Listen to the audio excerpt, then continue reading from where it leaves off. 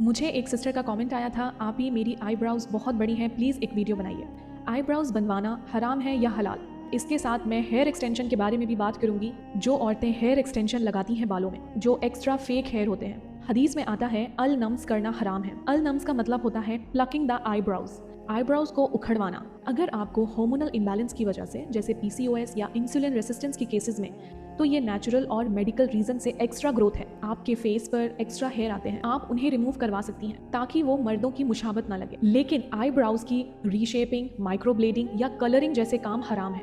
अल्लाह ताला की लानत है उन औरतों पर जो आईब्राउज बनवाती हैं और उन पर जो बनाती हैं। उसी तरह टैटू बनाने वालों और टैटू बनवाने वालों पर भी अल्लाह ताला की लानत है।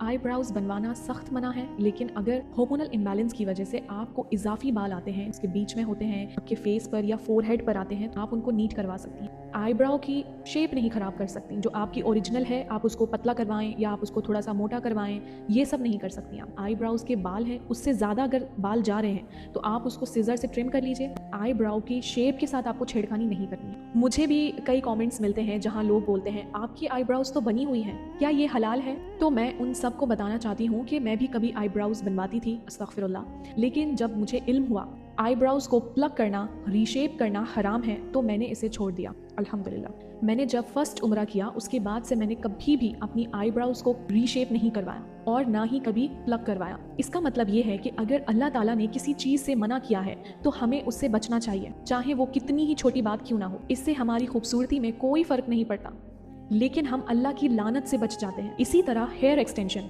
नकली बाल लगाना भी हराम है, चाहे बाल कम हो या ज़्यादा। अल्लाह के रसूल सल्लल्लाहु अलैहि वसल्लम की हदीस से ये बात साबित होती है कि नकली बाल लगाना मना है। हदीस में आता है, एक औरत ने नबी करीम सल्लल्लाहु अलैहि वसल्लम से पूछा, मेरी बेटी जिसकी नई नई शादी हुई है, उसको स्मॉल पॉक्स की वजह से यानी एक बीमारी की वजह से बाल गिर गए, क्या उसके सर पर नकली बाल लगा सकते हैं?